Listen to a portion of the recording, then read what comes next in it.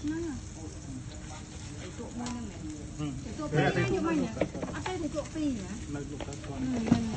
เลยเนี่ยก็คือมือแทบเขาฮะ